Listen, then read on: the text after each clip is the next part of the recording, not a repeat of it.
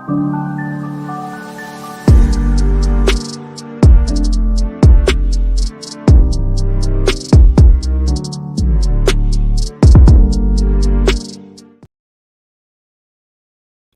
up, everyone? Welcome to another Thursday night rundown. Hope you're doing well. It's almost Friday, thank God. And man, I'm again ready for the week to be over, ready to dive into the weekend, and we got a lot to talk about. Some of the topics aren't usually things that I talk about, but hey, they kind of all blend together, and I'm just kind of getting tired of some things. But hope you're all doing well. It's going to be a fun stream, like I said, plenty of topics to talk about. Pretty much all over the place, pop culture wise. Some good things, some crappy things to laugh at, like always. But again, glad that you're here. If you can, hit the like button, all that fun stuff. And I gotta say, hey, it's almost a ritual at this point. I gotta say, hey, to my number one favorite fan of all time, Jeffrey Miller. You're probably not here anymore, but thank you for the lovely comments. I appreciate it. You actually helped me go down the topic list of tonight. So we got a lot to talk about. One of those situations is what's going on with Disney. We've heard of massive layoffs, a whole bunch of other stuff going on with Disney. So we're going to be touching on that. And Jeffrey says, I should put in quotations for massive because layoffs are happening everywhere. It has nothing to do with your theory. It's now my theory, mind you, of go woke, go broke, grow the F up. Well, 7,000 people is still massive to me. So I don't know how that makes it less just because it's happening everywhere. But hey, it is what it is. And go woke and go broke is still a thing. So yeah, thank you for that. I appreciate it. Also, I love seeing the right implode. Tim versus the Quartering, Cat Turd versus Ian Chong, Daily Wire versus Steven Crowder. Getting my popcorn to see you all eat each other alive. I guess I'm part of that. I don't know. I'm not on the right. So, but hey, whatever. It is what it is. That brings up another topic. The whole Tim Pool / Quartering issue. Now I know a lot of things have changed since I posted this initial live stream for tonight, but we're going to get into that because that's a very good topic to touch on. It's going to be very funny and it's going to be an interesting conversation. But we got Cajun Corey here, man. Hope you're doing well. We got Justin, my boy. Hope you're doing well, bud. Glad you're hanging out with us. Yeah, as they both said, they have now made up. It's official. They've no longer hurt each other's feelings, and they're now friends again. This whole situation, we could start with the whole Tim Pool stuff, right? I actually have. It's not even about them fighting. I can care less. The whole crybaby nonsense between the two of them has been completely embarrassing for both of them. I was on the Quartering side with a lot of this stuff because the meltdown that Tim Pool had was just absolutely epic and just embarrassing for him. But the way the Quarterings handled it the past 24 hours with like tweeting a bunch of stuff and then deleting tweets and all this stuff, it was very, I don't know, man. He got called out and whatever. I don't even care about that. If they want to handle it and whatever they want to do, that's fine. But the issue that I have with it mainly is how Tim Pool treated his fans and the things that he was saying. And I think that's why now there's a lot of this backtracking. So, but before I dive headfirst into that, I want to say hey to Bobby. Hope you're doing well, bud. I heard they're cutting the budget at Marvel, Pixar, and Star Wars. And unfortunately, it looks like they've already done that 4 years ago. Yes, we are going to be getting into that stuff because, again, a lot of budgeting and news came out of that quarterly earnings call, and it doesn't look very good for Disney.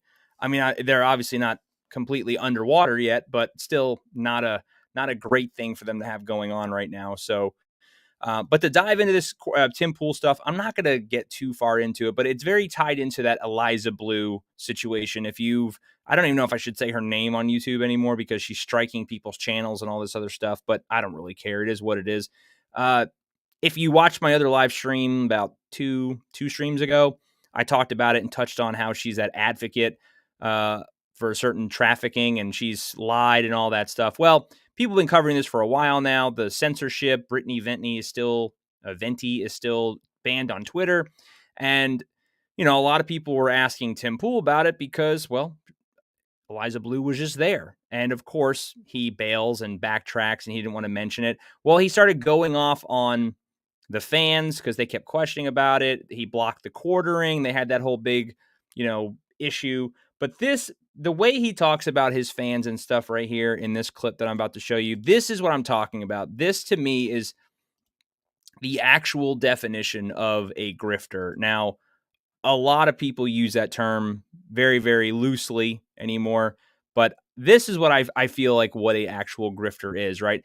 He doesn't care about his fans. Okay. To him, they're like pay pigs. They just want money. That's it. They don't care. They don't stand up for anything. I've heard really bad things about Tim Pool, as far as others with Candace Owens, right? All these people, they're fake and fraudulent. At the end of the day, they just want your money. They don't stand for anything. They don't really care about anything. But I wanted to play this clip really fast just to kind of give you an example of what I'm talking about. So I'm going to play this really quick, not the whole thing, but just enough to see what I'm talking about. 300 to 500,000 video viewers plus 100,000 on the podcast, and then about 1 million across the clips. Scroats McGoat says, last night as a member, if Tim doesn't disavow Eliza tonight, get the out, Scroats McGoat. You can cancel right now and see you later. You will never wave money in my face and make me disavow anybody, especially someone I care so little about, Eliza Blue. She's been on the show 2 times. If you're going to cancel because I won't do what you said. Now, hopefully you guys heard that, but so, and I'm going to stop this obviously because I don't want to get like hit or copyright or whatever the case. I don't know. But so now he's all on board with the censorship or with going after Eliza Blue. He's now looking into it. Now this must be a big thing. When 2 days ago, it was all a PR firm. First off, he's also, I get it. Maybe that's not the best thing in the world for a fan to sit there and say, hey, like if you don't listen to this or if you don't respond to this, I'm going to stop my membership and I'm going to walk away. He could have handled that in a way better way. He could have been professional. He didn't have to lash out and say F off and all this stuff. Like that's just unnecessary. I get it. You don't want to bend the knee to the crowd, but also the people that are paying you and are supporting you, they want to hear about it from you because you're tied to this situation. And mind you, last night, those videos got released. I don't know where they are on YouTube or on Twitter. I haven't been able to find them, or I think they're in a chat that I'm in, but I haven't been able to pull it up. But there was these videos of his team hanging out very closely with Eliza Blue, like more than friends-ish close. So all this stuff he's saying now is all horse shit. It's all lies. He's backpedaling. He's blaming the fans for what's going on. And now, because him and the Quartering are best buds again, now he's looking into the Eliza Blue situation and the censorship. Now Candace Owens is looking into the situation. It's funny how all this stuff is happening now. It's very, very just, coincidental that now they're looking into this. Do I think anything's going to really come of it? No, but I just find it like these people are all fake, man. Most of these people are fake. It's fraudulent. It's gross. And I think the rest, I'm just going to play a little bit more of this. Hey, you shouldn't have been here in the first place. Bye-bye. Don't let the door hit your ass on the way out. All right, what else do we got? DJ Zeno says, unsubbed on members only after over a year. Here's $5 FU for, I'm pretty bummed. Thought you stood against censorship. Hope you change. See you later, buddy. Look, sad to see you go, but I will never cater to a mob. See, and that's the thing. That last message was just, he wanted to address the censorship. That's the biggest thing. That's my issue. Do not censor people. I don't agree with what Tim Pool says. I never want him censored. Let him say whatever he wants. Let him do his own thing. Same thing with other creators, whatever. People should have the right to say and do as they please. As long as they're not hurting anybody and causing physical harm, hey, you do you. But he knows what's going on. He just specifically didn't want to touch on it and talk about it. So he was being a coward. And then he blames the fans who he does. I mean, they're his paying customers and they're paying fans. He does have a right to answer them in some way, shape, or form. But again, this is why, they're trash and I don't like them. And this is why I wanted to touch on it because, like I said, it really pisses me off, the whole censorship, because honestly, he's just as bad as Eliza Blue. He's just as bad as the rest of them. They're all fake. They don't care about you. They don't care about their actual message. They don't care about anything. They're all just going along with the program for clicks, and they just want money. That's it. They don't care about anything. They don't stand for anything, and it's pretty sad. But apparently now him and the Quartering have made up, and they're bestest buds in all times, and whatnot. So let me see what some of you guys have. I know Let's see. It's all right, Justin. You have to send them to me. I don't want to harp on this topic too long. It's not something I really want to dive into too much, but it did just annoy me enough to want to mention. Corey says, I've never really been a fan of Poole. I don't hate it. Yeah, same way. I don't hate the guy, right? But he's just like a worm, man. He's got no backbone. He doesn't stand for anything. He's just fake. He's a fake fraudulent guy. He's someone that's, you could tell, like, has never been hit in the mouth. You know what I mean? That's what the kind of guy he is. So I'm not a big fan. I don't wish any harm on him. Hey, you do you, but it's just not my type of guy to hang out with. Bobby says, yeah, they could save money by not remodeling Splash Mountain. Yeah, about Disney. Yeah. Well, they're gonna have to save a lot of money. Yeah, and he did the same thing with the Cuck Murphy stuff. It's the same situation. Jack Murphy, that's the whole thumbnail with the beard. If you don't know, Jack Murphy was on the show, did basically the same exact thing, had a meltdown, and Jack Murphy made a lot of money off of Tim Pool's followers. He should have addressed the situation. He didn't have to go, too deep into it. Didn't have to go super detailed, but he should have addressed it because his fans wanted to know, hey, what do you think about this? That's the whole point, right? So it is what it is. Yeah, and Philip, what's up, man? Hope you're doing well. Thanks for being here. Yeah, completely triggered, dude. The guy completely lost his marbles, and you could tell it got to him because he was hemorrhaging subs with the whole quartering thing. I think it was like the 10,000 or 20,000 subs. I mean, that's, again, he's got millions, right? But still, you see that, and as a creator, you still notice that, and you're like, ooh, okay. So, it's gotta stung a little bit. And now I'm kind of curious if this is going to affect the quartering at all, because I feel like a lot of people went to bat for the quartering with, kind of arguing with the Tim Pool, and now the quartering's made up with Tim. So it's very strange. It's very high school, like, I hate to say it, but it's like high school girls. That's what this reminds me of. There's like, I don't know, a lot of like, I don't know, non-testosterone. It's like a lot of soy floating around. Caden says, Matt, I think you're a grifter. Jeffrey thinks you're a bigot, and clearly you're scamming him. Oh, absolutely. We're all grifters, man. We're all grifting and scamming. See, the grifter thing is like you're selling snake oil. That's how I look at it. Like you're selling something. I'm just here. Now, every YouTuber does this for money at some point. Like that's the whole goal. Everyone wants to get monetized. Why do you want to get monetized? Because you want to make money. Hopefully, off of views and whatnot. But that unless you make a lot of views, man, you're making like change on a video. But hey, I love doing this. This is fun. I don't really expect anything out of it. It's just enjoyable for me. And yeah, it's just a good time. But yeah, I'll still call myself a grifter. Why not? Might as well join the club, right? Scott Davis, dude, hope you're doing well. Glad you're here hanging out.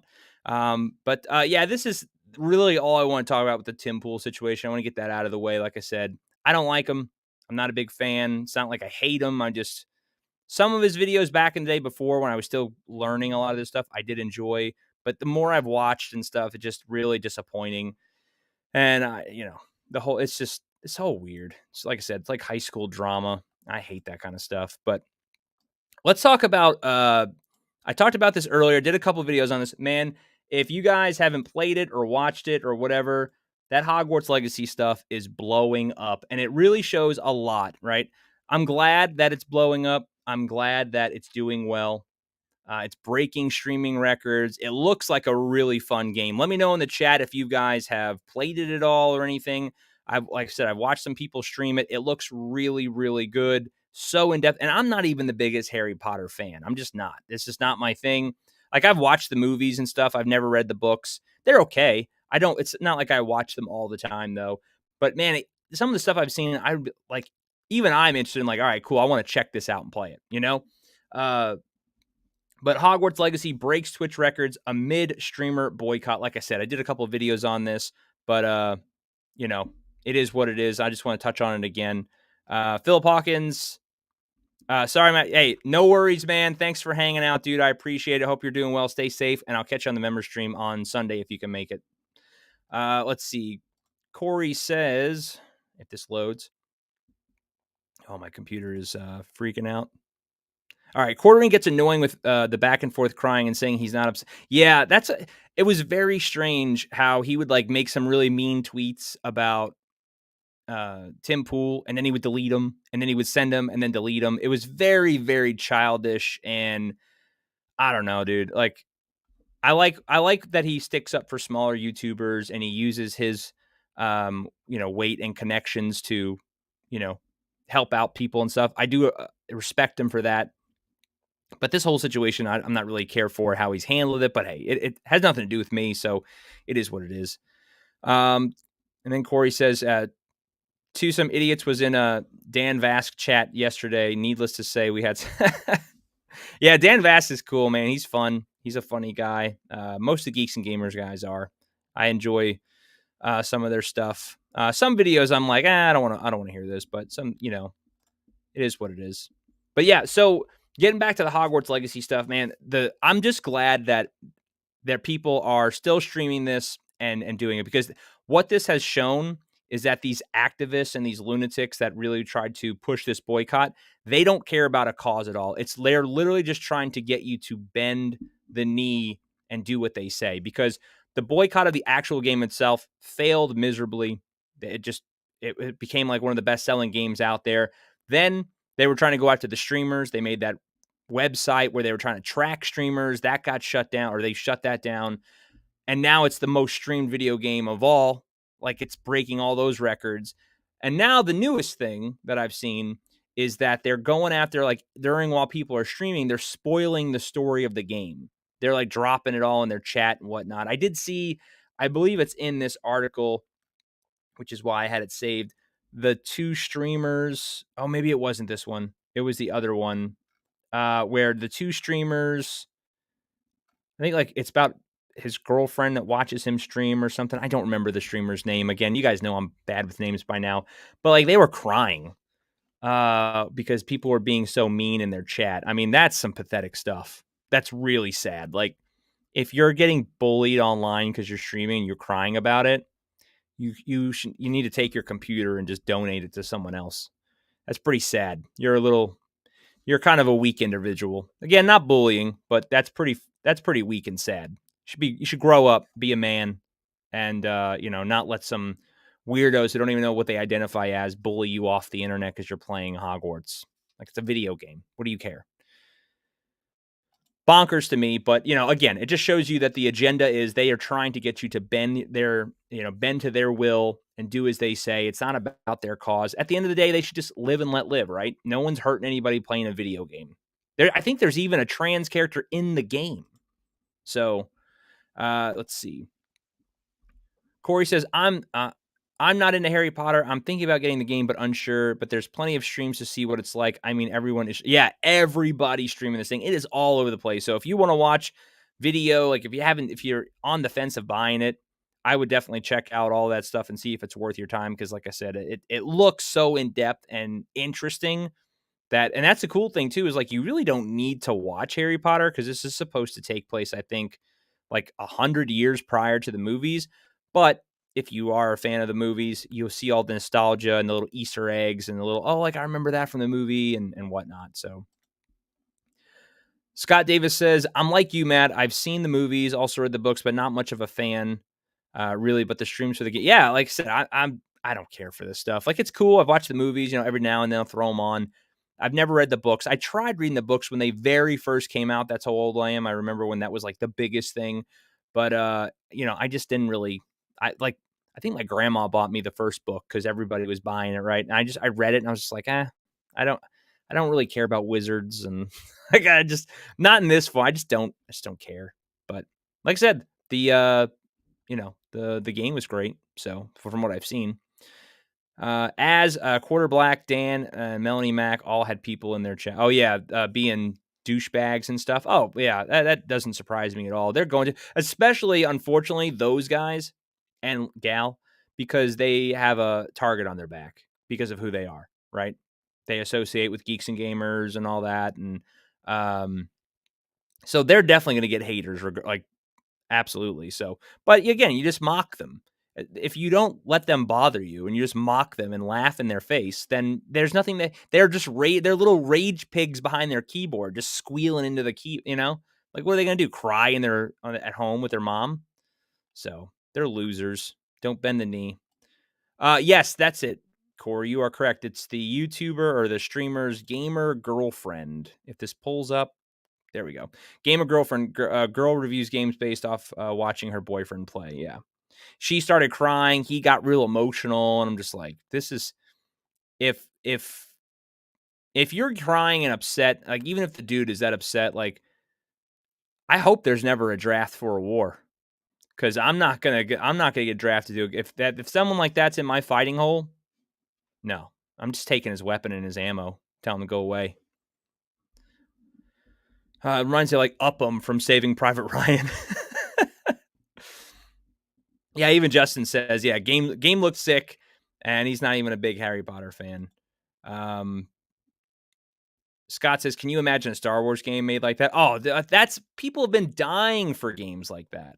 We would love they used to have that. I think it was Star Wars Universe or something where it was like, but it was a massive multiplayer online one. And it wasn't obviously as good because it came out years and years and years ago. But I remember it. I think it's Star Wars Galaxies. That I remember.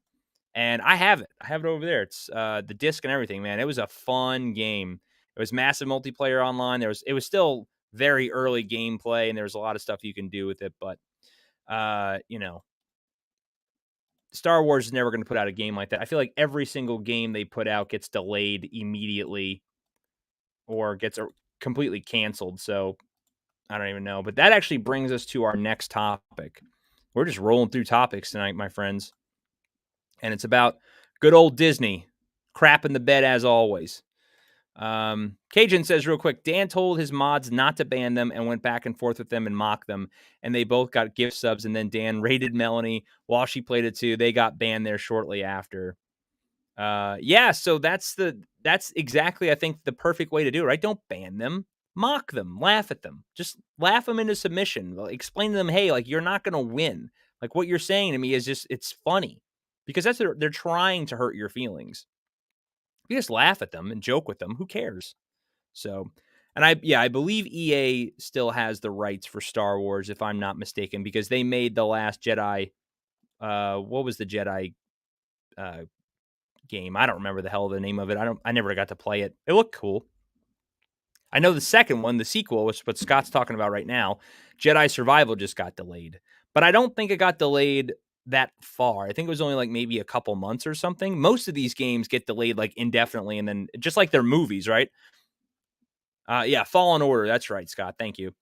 So just like, all these other movies, they have a movie slated, they're talking about it, and then obviously it gets completely shelved, and then we never see it again. But this is a great transition to the Disney stuff. Now, I saw some of the earnings call. I didn't watch all of it, right? Like, I'm not like Valiant Renegade and WDW Pro, I think, through that call where they like break down the financials. I just got the headlines. So, unfortunately, I'm busy and I don't really care about the financials of Disney. It is what it is. But some of the things that stood out to me was this in this article, that Disney Plus lost subscribers for the first time, and there was massive amounts. So it says members fled most of India, but the US and Canada also lost some accounts as well. So it says Disney Plus lost 2.4 million subscribers in 3 months ended December 31st. Disney said Wednesday, as the subscriber base of its flagship streaming service fell for the first time since the company launched it in 2019. Now, I think this really tells you that streaming is dying. I think streaming is dying across the board. I think it's dying for pretty much everywhere. I think, like, especially with Disney, what are we getting? Like, if you're paying for Disney Plus, what are you getting? Star Wars shows suck. I'm sorry. They just suck. They're not good. Star Wars is hemorrhaging and bleeding out because of shows. And who wants their movies anyway? They're talking about, I think it was WDW Pro is what their title is. I don't normally talk about rumors, but they are fun to speculate. And there was a rumor that they said recently that they were actually thinking about retconning the Star Wars sequel with the the World Between Worlds or something like that. They were going to use that to retcon, and it was on the table, but it got shelved. And the reason for that is obviously money. It would cost them way too much money to retcon it and do it. So now what they're planning, I talked about this last stream, is they're going to have a future movie with Rey and Grogu. Now, does that sound like a winner to you? No. Star Wars is dead. It's gone. It's trash. And if you guys like it, or if someone still has hope on it, hey, that I'm not telling you what to do. You do what you. I'm just telling you how I feel about it and how I'm. It's just dead. There's just nothing left to salvage. It's junk. And you know what hurts them, honestly? Everything they're pushing to streaming. I guarantee you, if they release The Mandalorian on Blu-ray and things of that nature, they would make sales on that. People would buy that stuff, but they don't want to do that. They don't want to sell anything because they want to. Everything's got to go to the streaming service. It's just junk. Let's see what Corey says real quick. Why can't they just do what Nintendo does? Have a direct and announced these games and releases then 5 minutes later. Yeah, that you'd think, but they don't know what they're doing, man. They have no idea what they're doing. And that's the problem, is that they have people in charge, you know? You have to be mentally ill to still have hope. Yeah, Star Wars is an absolutely dead product. Like, there's nothing good coming out of it. You might get some bits and pieces here, but the rumor mill of everything going on, of what's to come out of Star Wars, is absolutely garbage and dreadful. Even the new Mandalorian is going to be garbage. I have another article I'm going to pull up later about the next Mandalorian, what were rumored, and I'm going to pull that up. You're going to see that everything is going, because now that we're 3 seasons in, everything's pushing to the sequel trilogy. And I'm not about that. Sequel trilogy is trash. I don't care about Grogu. Grogu's annoying. Grogu is the most annoying character, and I kind of just want him to die. I know it sounds terrible, but it's trash. So getting back to this real quick. Yeah. So I know the subscribers about Disney Plus, a lot of this was from their India service. I guess because there was like a promotional thing and it ended, and that's why they lost all these subscribers. But that's still pretty bad. I mean, 2.4 million subs gone. That's not good. That's not good at all. And it also said that Disney also lost 200,000 subscribers in US and Canada, but growth internationally elsewhere offset some of the declines. Overall, Disney Plus has 161.8 million subscribers as of the end of this December. Now, we know that Netflix is kind of dealing with the same issue. They lost a bunch of subscribers. They're talking about Disney is potentially going to sell Hulu because they're hurting money. I would love that, though. If they could sell Hulu and all the Fox properties, get Aliens out of their hands and go to somebody else, that would be freaking amazing. But, it is what it is. Here we are. So let's see. Before I move on to the next thing really quick. I skipped one. Vader Fanatic, my friend, hope you're doing well. Thanks for hanging out and stopping by, dude. I appreciate it. Let's see. Oh, it jumped on me. The freaking chat. Justin says, remember when I used to force you and Yeti to talk about Star Wars? Yeah, I didn't mind talking about Star Wars sometimes, but God, man, so it just, how much do we talk about? Like, if it's the same. And that was the thing, Justin, when me and Justin were streaming and talking about this, Justin still had hope. Obi-Wan wasn't out yet. I don't even think Book of Boba Fett was out yet. And I knew what was coming. I knew that they were going to come. I've called it. I said it. I'm not bragging. I'm not, but I called it. I knew they were going to screw up Obi-Wan. I knew they were going to piss people off because they don't know what they're doing. Because these people they do not care. There's no passion. They don't love Star Wars. It's just an IP, and they're just like, here, consume, idiots, eat, thanks, goodbye, go away, give me your money. So, yeah, now he even knows it's dead. I mean, people wake up, and I think a lot of people are walking away from Star Wars. And again, I don't want that. Just for clarity, I don't want people to hate these things. I love Star Wars. I have so many great memories back in the 90s when we were younger and all the movies were getting re-released, the special editions, right? And they were playing the normal ones on TV all the time. We wore those VHSs out. We had all the toys, the snow speeders, the X-Wings, Luke Skywalker figures. We played with that shit nonstop. I had AT-ST walkers, and we had had it all. We had it all. We played with those toys, wore them out till they were broken. And now, it's sad to see where Star Wars is as a franchise. It's really, really sad. But Vader even says, yeah, Star Wars is dead as fuck. And until I see otherwise and proof, it's, Yeah, as Scott says, the story ends with Jedi. Yeah, I agree. Those dirty little Ewoks running around.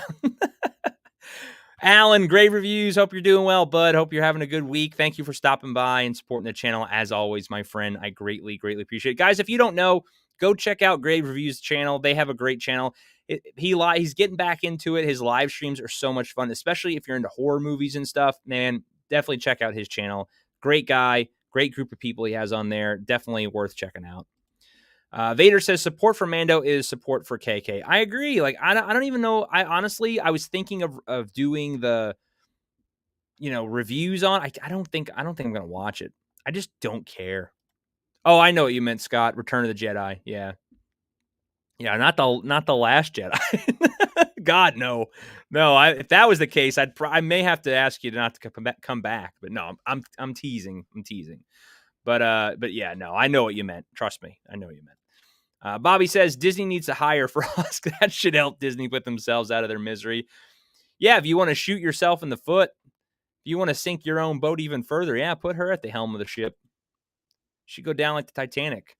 What's up, Brett? Hope you're doing well, man. Thanks for stopping by. Justin says, yeah, Paramount's the only streaming service worth having. Honestly, yeah, Hulu doesn't even have that much stuff anymore. Like, everything's just junk. And what sucks is it's hard to, that's why I said buy physical copies of stuff. Have physical media. That is the thing. And that's like even the Star Wars, the original movies. Let me know in the chat. Do you guys like the special editions? Or do you even remember them without the special editions? Because you can't find them anywhere. Like I have them on VHS, but you can't find Blu-ray copies of my understanding without the special. I hate the special editions. The Return of the Jedi, that fat, disgusting blob thing singing in Jabba's palace pisses me off I have to fast forward through it. It's so cringe and bad. And then the Sarlacc pit where they added the little worm that comes out, like, oh, it's so cringy. Oh, terrible. What's up, Mirage, man? Hope you're doing well. So Star Wars has been damaged as a universe and as a whole. I agree. There's so like, do you guys actually think, tell me in the chat, yes or no, do you think Star Wars is repairable? I don't think so. I think the brand has caused too much damage. It's dead. It doesn't matter what they start producing, what they're doing. Like they have no idea how to control this franchise anymore, and they've run it into the ground, especially if they're going to continue with sequel trilogy characters. Who wants to see more with Rey? Even if Grogu's there, they think everyone loves Grogu. Yes, women love Grogu. No offense to ladies out there. They do. I don't care. I want Grogu to go away. I'd like to see him just cut down by, have Darth Maul come back or something and cut him down, cut him in half. Can you even cut him in half? He's like, 2 feet tall? So dumb. Brett, I remember playing with the toys. Yeah, that was, oh man, it was so much fun. Justin says, I don't think I'm gonna watch it. Yeah, I just don't care. I just don't care about the show. I have no, like, I was kind of getting a little hype for it, right? But now they're talking about, Babu Frick's going to be there. Another article I'm bringing up later. They're possibly bringing in another sequel trilogy character. I don't want to see that, dude. I just don't give a shit. I think I'd rather just read a Shane than watch Star Wars at this point, dude. That article that he put out about Eliza B. No, she blue. She's definitely blue. That was a painful article. The things that we do to catch up with this stuff, man, that was awful. Brett's doing good.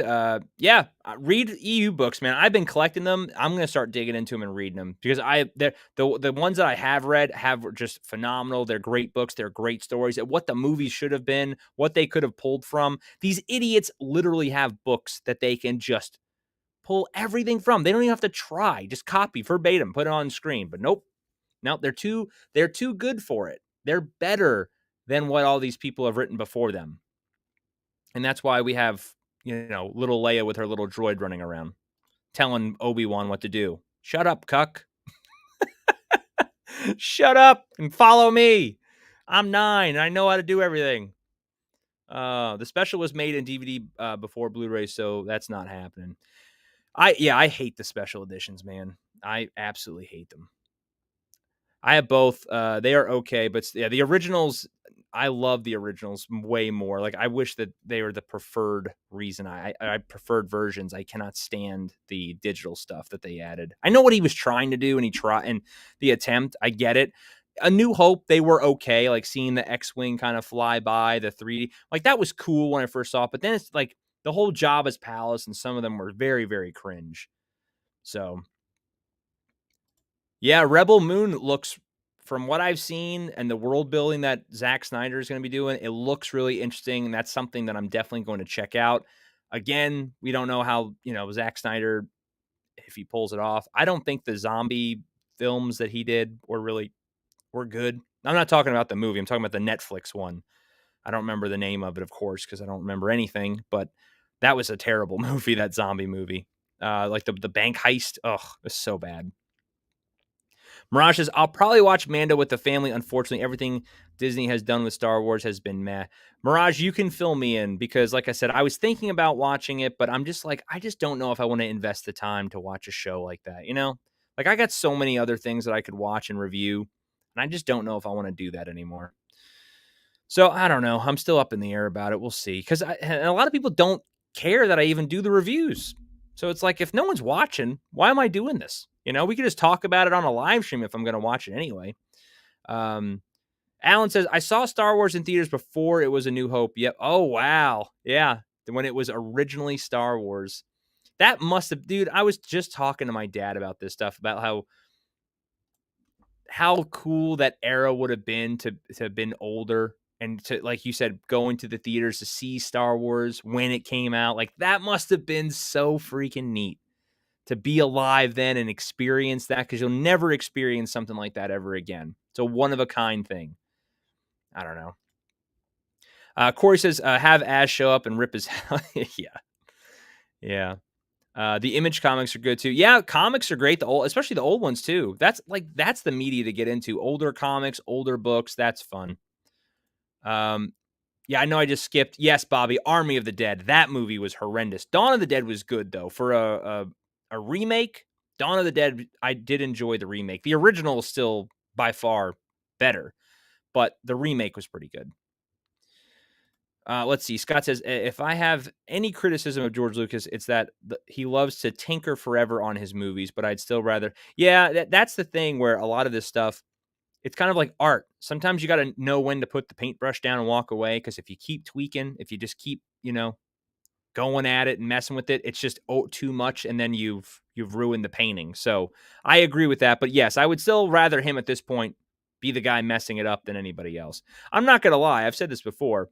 If Phantom Menace came out today, I'd rip it to shreds. I would absolutely rip Phantom Menace. It had some amazing qualities and some amazing parts, but overall, that was a rough movie. Now, I love it because that was the very first movie that I got to see Star Wars in the theater. So I love that movie for that reason, the nostalgia, knowing I went with my friends, right? And the hype and the toys and Darth Maul's lightsaber that we had. Like, I remember all that stuff. That was such a cool time in my life.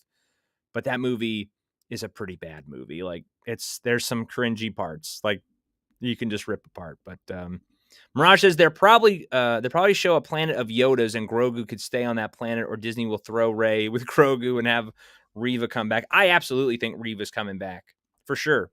Reva's definitely, there's no way they're going to walk away from that character. Nope. She's going to definitely come back.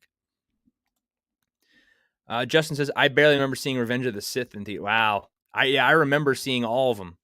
And Revenge was the best one, I think, to see in theaters, man. The way that ended and everything, the conclusion, oh, that was so cool. And then I remember at my theater, after when Revenge of the Sith came out, they played You Can Go and Pay, and they played A New Hope, Empire, Return of the Jedi, Phantom Menace, Clone Wars, and then you were there for hours. Like, literally, it was like an all-day event. That was so much fun. Holy hell, that was a good time to be alive. That was a lot of fun. And I remember the toy stores and stuff. Like, you would see Star Wars merch everywhere. God, everybody loved that stuff. Star Wars was so massive. Brett says, my cousin saw the original Star. That's cool. Yeah, like I said, that would be such a time to be alive to see that stuff come out firsthand. Yeah, and then Scott says Reva. Yeah, 100% Reva's coming back. There's no way there she'll show up in like the Ahsoka show as an old lady or something. How much you want to bet? With like, 3 holes in her stomach because she's been stabbed so many times with a lightsaber. Apparently lightsabers don't kill you anymore. I was in junior high school when Revenge of the Sith came out. Yeah, I'm pretty sure. Was I a junior in high school? No, I don't know. What year did that movie come out? I don't remember. I had to be. I know I was in high school. All right, let's move this other article here. This is another part of that Disney call as well, where I mentioned, they're losing all the subscribers on Disney Plus, but then also too, on top of that, they're cutting jobs, and that's not good for anybody. I don't, with like I know these jobs aren't the big time people; these are the small people. So that kind of sucks, and this is not good for them, obviously, and. I don't know. Disney to cut 7,000 jobs, part of the company restructuring. CEO Bob Iger. I also saw that Bob Iger is only going to give, 2 more years, and then he's going to bounce. So he's going to come in, try to fix it, and get out of here before they actually see the effects of the company, is my understanding. 05. Okay, well, I graduated was it 05? Okay, so yeah, I was a freshman year of college when that came out. Yeah, so I was out of high school by then. Let's see. Oh, Brett says, yeah, I was in junior high school. Okay. Alan says, I still have my Millennium Falcon from oh man, I have been to, we had one too when they started coming back out in the 90s. They had it, but the original one, like the one you're talking about, I've seen those toys, and normally they're all yellowed. Like they're so they've been through the ringer, right? Like I go to antique malls and stuff, and you could see them everywhere. Some of them have them behind cases and stuff, but that's so cool. There's a channel on YouTube. Again, shocker, I forgot what it's called, but you can go through, or you'll see them like refurbish the old toys and get the yellow off of it and stuff. So it's pretty cool. But yeah, those old school toys, man, those are where it's at. Mirage says, man, Jar Jar Binks is so bad. Jar Jar Binks. I heard in the comics people blamed him for the Empire getting control and he became an outcast. Oof. Yeah, I feel bad because I heard they took a lot of, like, the actor got a lot of heat for playing Jar Jar. And then I know the whole situation with Anakin, the kid, which again, it wasn't his fault. Like, it is what it is. But yeah, it sucks. But yeah, so getting back to this real quick, 7,000 jobs cut. And this is what they said. Just kind of, again, just a really quick review of this and what they're going to be doing. It says, across the company, Disney is hoping to cut $5.5 billion, of which $2 billion was expected to come from labor reductions, according to the call. An executive said the reductions would be about 50% marketing, 30% labor, and the rest would be in tech, procurement, and other areas. So again, not looking good for them. I did hear that they are potentially thinking about like kind of leasing their properties, and not physical properties, but like Star Wars, some shows and whatnot, to competitors to play on their stuff. Like HBO Max does. They're leasing out some of the stuff that they own to other streaming services so that they can play it. That's kind of what I heard, that's another option for them, which is crazy if they do that, but I don't know. This isn't good news, though. Obviously, this is bad. I mean, I know the economy is pretty much bad all around. And, as much as I hate Disney, right? I don't hate the Disney of old, like what we grew up with. I love that company, but this is not that company anymore. So, I don't think I'm not cheering for this because, I mean, that's a lot of people out of a job, 7,000 people. And, it's not the ones that probably deserve it, unfortunately. It's probably the lower end workers that are getting cut, and that sucks. So I'm not really happy about this, because, Kathleen Kennedy, she's still going to collect the paycheck. She's still going to be there. The person who's the cause of a lot of this stuff, the people that actually cause the boat to hit the iceberg, they're fine. They're going to get on they're going to get on their safety raft. But everyone else, well, they're going to go down with the violins playing. So let's see. Mirage says, give me that 5.5 million. Yeah, right. God, man. Hell, I'd take just a million. I'd make that work. Give me that 5.5 million to have a visit with the Twilix. Scott says, are you talking about the Kenner version? I still have my Kenner figures. Oh, about the Millennium Falcon. Yeah. But yeah, I thought this was worth bringing up. Like I said, it does affect it comes with that call, just kind of how bad. And then Bob Iger says, we are embarking on a significant transformation. After a solid first quarter, we are embarking on a significant transformation, one that will maximize the potential of our world-class creative teams. Yeah, world-class creative teams. What do you do? Speaking of, that's how world-class creative they are, guys. They're coming out with Zootopia 2, Frozen 3, I think, and then Toy Story 5. That's their creative decisions. Wow, rehashing the same shit. How excited are you guys for Toy Story 5? I'm not. Toy Story ended at Toy Story 3 for me. Toy Story 4 is not good. I don't like it. 3 was enough, and that's fine. And now Zootopia, I really like Zootopia. That was a good one. I did hear they stole that story from somebody, which is like a real, if you actually look into the story of Zootopia, that was like stolen from someone. Someone came in, pitched the idea, they told them to kick rocks and walk away, and then like a year later they stole the story. So I don't know. I don't know how true that is. I remember hearing about it. I thought it was funny. Not surprising if Disney actually did that. And then who cares about Frozen? So oh yeah, running Toy Story in the ground too. Yeah, because Tom Hanks is coming back. They're all coming back. Tim Allen's gonna be coming back. Who knows what they're gonna have? Is he gonna come back as Mrs. What was it, Mrs. T Spit or something? When he was the when he was broken in Sid's room. Remember, he was like Mrs. Nesbith or something, right? And he was playing the Tea Party. That's what Buzz is gonna come back as, because it's gonna be a modern day version of Toy Story. Mirage has been hearing parents and many people haven't enjoyed many changes with Disneyland or Disney World. Disney's losing that cash. Yeah, I heard people are not thrilled with the parks. I know the parks are obviously still keeping them afloat and they're still making money, but you know that eventually over time, that's going to wear down if people are unhappy. People are unhappy, they're going to start losing that money and they're just not going to come back. Or, I mean, inflation going up, everything's getting so much more expensive, they're not going to go. I mean, it's just not going to happen. I have no desire to go to Disney. I mean, regardless, expensive, right? But even so, if it wasn't, with the way the company and what they do and what they push, why would I want to go and give them my like thousands of dollars? They've been so exposed with all the nonsense that they push. They just can't be unbiased and just push good stories. They have to have this political messaging involved. So, they're losing out on that too. But all right, and then let's see. So let's bring up the Star Wars stuff because, well, real quick, I don't know if you guys have any hype or not about this. And this is, so I'm going to be very transparent and clear. This article, this is about the new upcoming Ant-Man stuff. Now, this clearly says that this is only like one person's review out of a couple of the latest ones, right? So I'm keeping that in mind. So the headline does say Ant-Man the Wasp Mania, dull, frustrating, and skippable. So this article comes from, or review rather, comes from Scott Mendelson, reporter for The Wrap. Is not happy with the movie.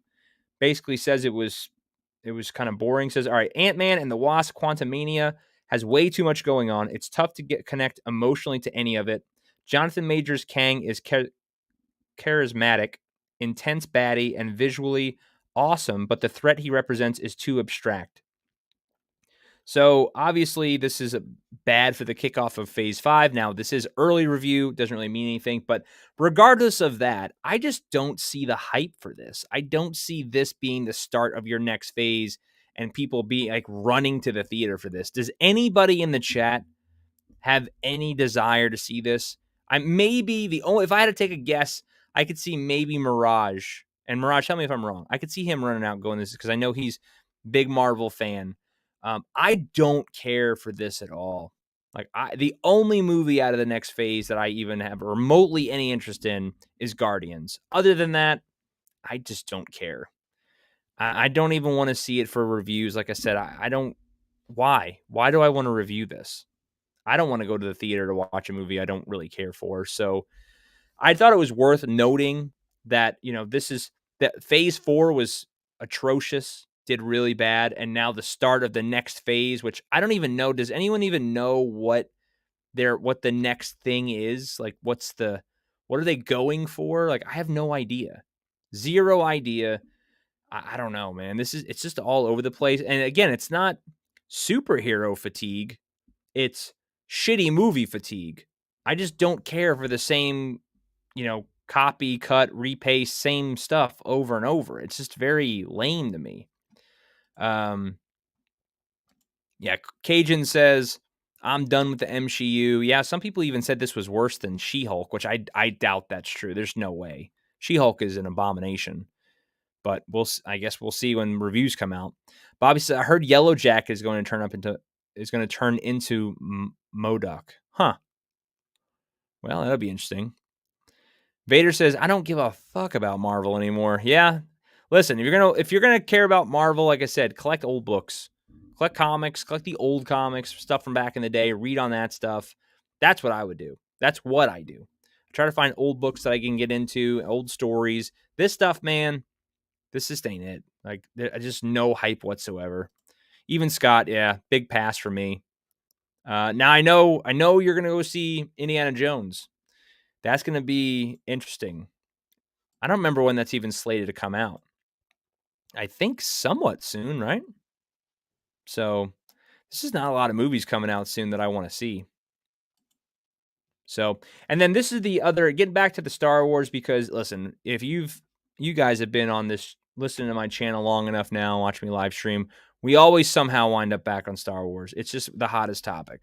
But this is what I was talking about.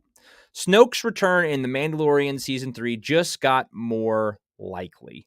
Now, why on God's earth would I want to see this?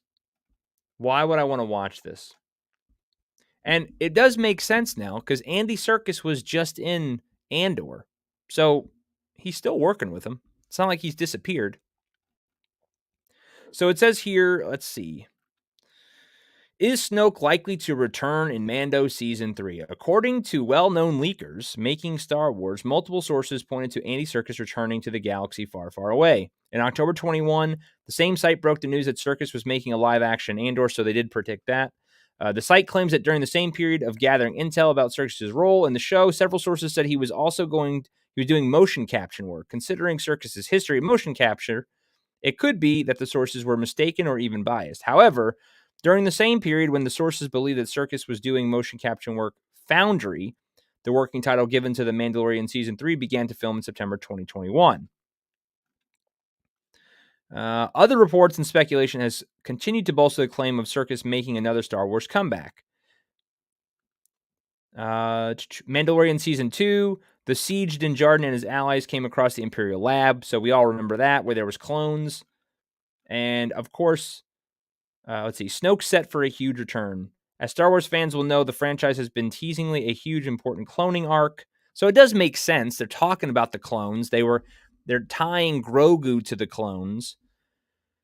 Like, what convoluted nonsense can they continue to add to Star Wars? Like, who? I don't know. I don't know, my friends. Let's see what you guys are saying. Let's see. Well, Scott says he may go see Indiana Jones. That's one I may actually go see and do the review on. Even though I have a feeling it's going to be an absolute garbage dumpster fire. But Mario Brothers, Cajun says, it's the only, I think that comes out relatively soon, either April or March. I am interested in that. And yeah, apparently Snoke again. So keep that, and again, grain of salt, right? I don't know if that's accurate or not, but I like Jon Favreau, but there's no way he can make their Disney trilogy work. I agree. There's no way you can turn this big pile of shit into gold. It's just not possible. Other rumors are talking about Favreau's doing another spinoff, apparently. New Mandalorian spinoff show in development how many shows are we going to do? Also, Ahsoka rumor reveals that one Kylo Ren visual appearing in the show. So they're trying to tie as much of the sequel stuff to what people are liking now. And you cannot force a square peg hole or a square peg into a triangle hole. It's just not possible. It's not going to work. People don't want this garbage. So unfortunately, it's just not going to do well. Now, Mirage, I did see that. I'm going to try to pull that up. So if you guys haven't heard, Gunn is going to possibly make the DCU Batman Bale's Batman. So Christian Bale might be returning. Maybe this is actually some decent news. I thought he did a decent Batman. And if he comes back, I would be okay with that if done correctly. I think I have an article for that too. Or it's still rumored that he's going to be coming. Potentially Christian Bale. I know what's that whiny YouTuber with the weird eye? What's her name? I don't remember her name. Again, guys, terrible with names. Sorry. She got that. She always like does that really bad voice. Drives me crazy. But she apparently leaked that or something, or said something about it in regards to. She had Val Kilmer's Batman. I think there was another Batman, and then Christian Bale, and said that one of these are going to potentially be the DCU's Batman. Of course, it's going to be Christian Bale. Look at Val Kilmer. He came and walk. There's no way he's going to be Batman. Oh, yeah. Good old Grace Randolph. I'm, again, guys, horrible with names, especially if I don't care about the person, which I don't care about her. I don't like listening to her at all. Her voice kind of makes my ears bleed a little bit. May the month. Yes, I'll go see it. Okay. All right.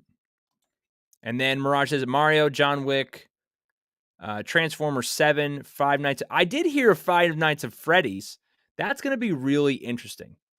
Oppenheimer, that looks good. Guardians 3. Let me see what else is coming out.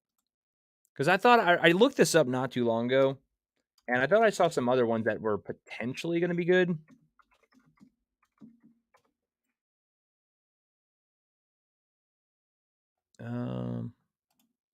43 most anticipated movies of 2023. No, they have Fast and the Furious on here. Grace the Red-Nosed Randolph.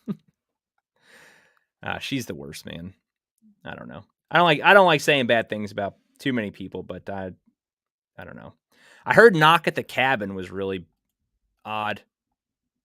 I don't really M. Night Shyamalan movie. Not a big fan. I like Signs, but other than that, Magic Mike's Last Dance, that looks great. Only for Selma Hayek. Selma Hayek is a smoke show, and I would go see that for her. To be honest, I would. Well, I wouldn't go to the theaters, but I'd stream it. Cocaine Bear, that looks Cocaine Bear. I'm definitely going to see. So as soon as that comes out, I am going to see that. I'm going to do a review. This movie looks insane, over the top, and right up my alley for something fun. I could care less about Creed. I don't care. 65 looks really good.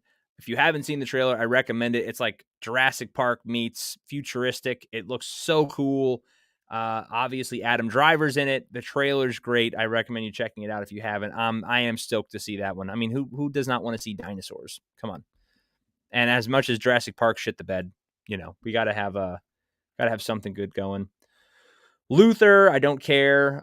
Scream 6. I might go see it just to see it. I don't think it's gonna be that good, but I might go see it just because I do love the Scream franchise. I can't. That's one of my things, like it has my heart. So I might have to go see it. I don't expect it to be really good, but I don't know. Shazam, I might still go see because I don't know. But this is where I'm annoyed with Shazam. It looks good, but for the love of God, the trailer gave everything away. Don't understand it. So dumb, but hey, it is what it is. Let's see. Corey says, Fast and Furious, speaking of French, yeah, Fast and Furious needs to go away as fast as possible. So, I haven't seen any of those movies since part 2. And I think they're up to like 11 now. I don't understand how it keeps going, but Fast 10 is, okay. So yeah, it's Fast 10 is going to be the most unanticipated movie this year. Yeah. Didn't they go to space in the last one? Like, what else is there to do? I don't really know. Dang, 65 makes me want Adam Driver as he would play an awesome Dr. Doom if done correctly. That is a good casting, Mirage. That was a good call. He would do great. Now, unfortunately, if he played it like Kylo Ren, though, has like little temper tantrums, that would be bad. Yeti said Cocaine Bear. Yeah, it is based on a true story. I would look into it. The story is wild, and the fact that it's based on a true story, but it is based on a true story. So it's a pretty crazy story. It's crazy that it actually happened, but I would definitely recommend you Googling it and checking it out. And then knowing that it's real, seeing that they made a movie about it is only better. So, John Wick, I think I watched 3. I don't remember, but I'm glad that I hope it's ending after this. I feel like there's too much. They got to stop. What did you guys think of Dungeons and Dragons: Honor Among Thieves? It looked okay. It didn't look like it didn't knock my socks off like it's something I'm running out to go see, but it looked, I don't know. Chris Pine, Hugh Grant, Michelle Rodriguez. I don't know. I'd probably have to wait for the reviewers to come out and see if it's worth my time. That's a lot of money to go see a really garbage movie. Air, no idea. Ben Affleck returns to the director's chair for this based on true events sports drama about Nike's quest to land Michael Jordan as the signature superstar for its fledgling basketball shoe line. The rest, of course, is history. Interesting. He looks like he looks like Zuckerberg right there, doesn't he? And then we have Super Mario Brothers. That looks great. Bew is Afraid. No clue. Evil Dead Rise looks interesting for sure. That's one that I probably will go. It looks really graphic. Now, mind you, Ash isn't going to be in the movie, unfortunately. It's kind of like a different thing. So I may check it out. It says originally slated to be HBO Max release in the fall, the 5th film in the Evil Dead franchise is now headed to theaters. The story, which moves the action from woods to the city, focuses on 2 estranged sisters whose reunion, if I could speak right, is interrupted by what else? The discovery of a mysterious book that summons demons.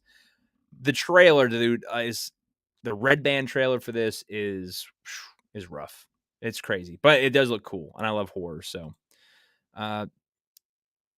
Dominic Toretto drives underwater through an underwater volcano. Well, that says enough, Mirage. I don't need to ever. That's enough for me to hear to know that is not a movie for me. The marketing team must plan the quota for the Oh yeah, absolutely.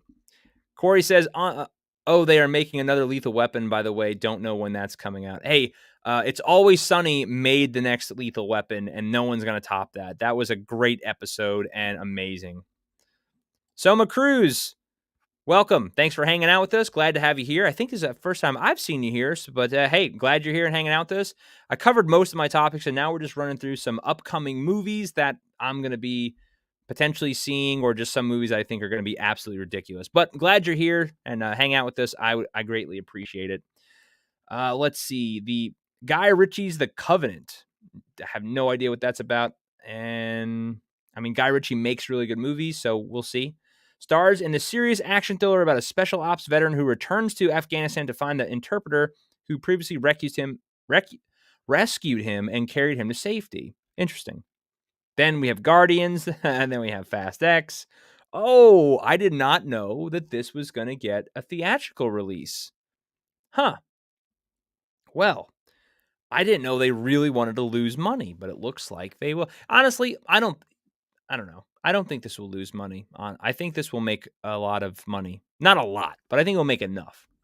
I'm not going to see this. I don't care about Little Mermaid anyway. I don't know. It's not my cup of tea, but let me know if you think in the chat if this is going to be, something to make money or whatnot.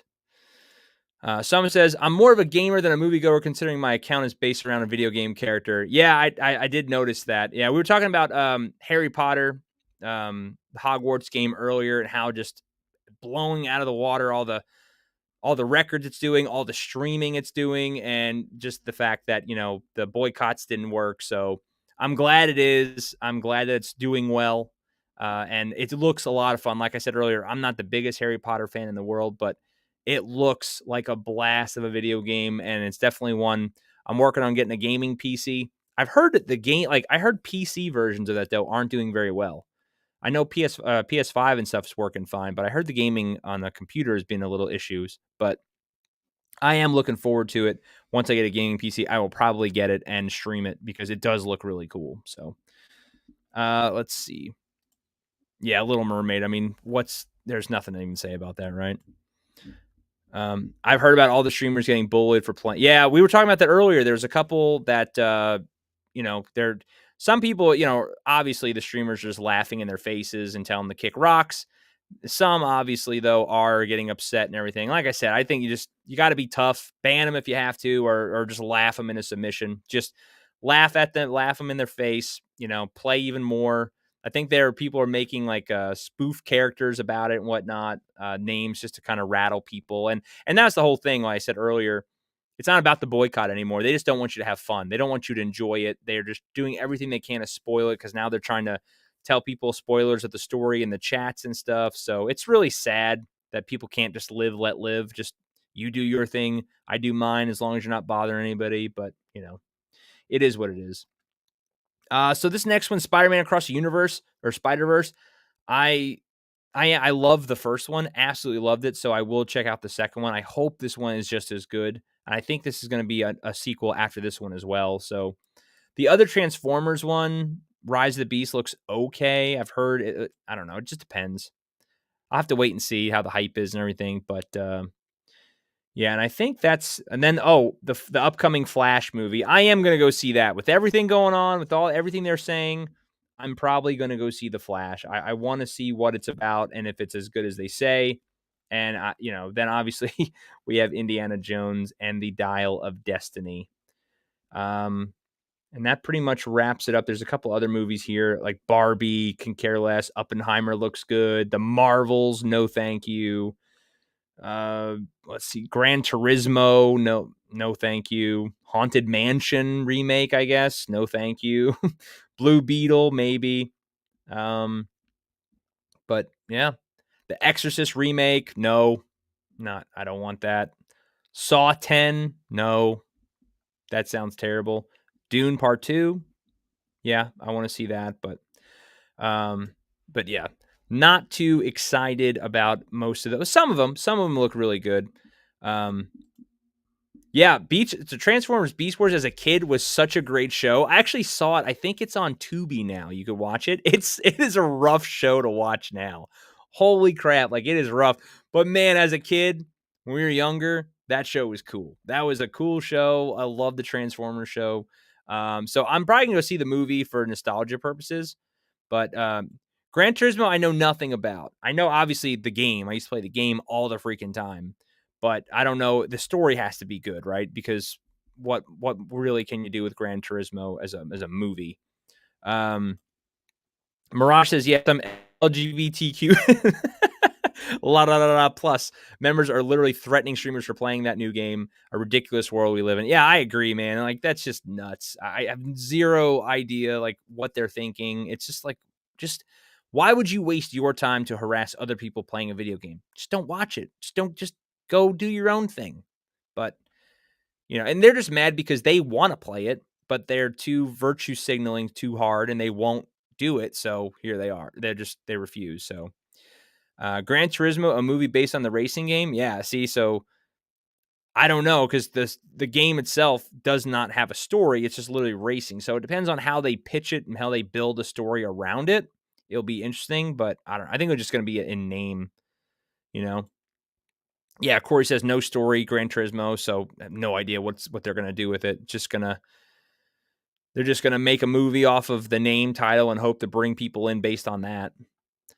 Beast Machines, the follow-up to Beast Wars, was not so great. No, Beast Machines was not. Beast Wars was iconic on its own. And like I said, watching it now, I watched like an episode. It was not too long ago. I think when I watched the first trailer for this, and it doesn't hold up well. It doesn't hold up well. Pops, channel member, my friend, hope you're doing well. I saw your stream a little bit earlier. I know you saw me pop in. I hope you guys had a good stream. And Pop says, the game harassment is so great it makes me want to, which would be a dumpster fire.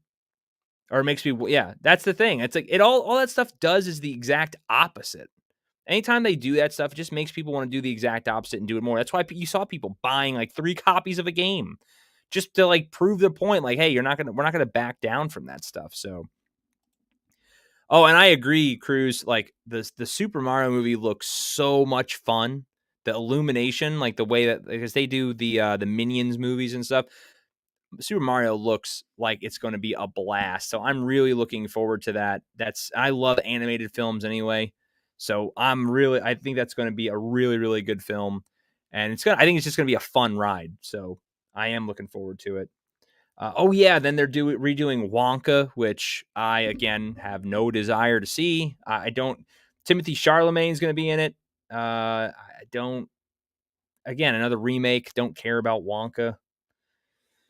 Now that's another thing too. As most of you probably know this by now, I'm a massive Ghostbusters fan. They are going to be coming out with another Ghostbusters film this year in December. I don't know how I feel about it. As we stated earlier, right? Like you keep messing with the painting and you keep adding stuff and messing with it and just makes it worse.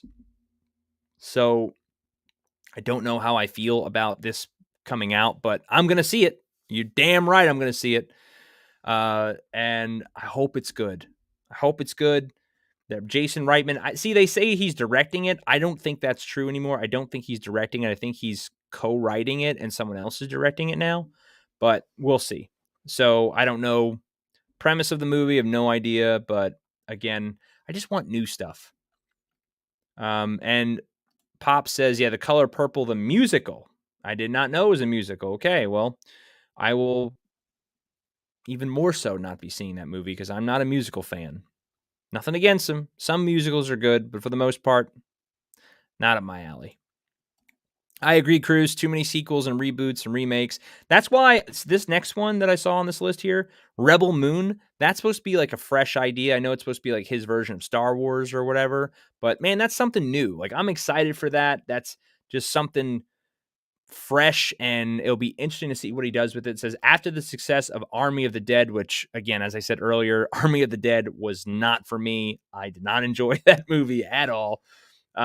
Snyder's next project for Netflix is the space epic based on an original story of Snyder's own. The story centers on a peaceful colony who, threatened by a tyrant, send a young woman to neighboring planets to recruit an army. The film is scheduled for a limited theatrical release before it streams on Netflix, but we don't know when that will be yet. So I am looking forward to that. I think that's going to be interesting. I can't guarantee it's going to be great, right? We don't know, but I'm willing to give it a shot and check out something new because, hey, at least it's something different. So Bobby says Jason Reitman is doing it. See, I've heard conflicting back and forth on the Ghostbusters stuff. I heard that he wasn't, and then originally I heard he was, then I heard he wasn't, so I didn't know. So if he's doing it, great. I just heard that he was relinquishing the directing to somebody else and he was going to be producing it, but I hope he is because I think Afterlife was really good. I love it. So much nostalgia for me, and I think it was just enough member berries. It was a correct passing of the torch film, and I like the new characters now. So we'll see what they do with it if they do it well. And Bobby, yes. Did anyone see the SNL skit of making Mario Kart like The Last of Us? That is the only thing that I've seen of SNL for a long time that was really good. That was so funny, and even they made fun of like all like characters being bisexual because everyone's like bisexual now. Dude, that was so cool and so well done. I got to tip my hat and give credit where credit's due. They did a really good job with the SNL skit.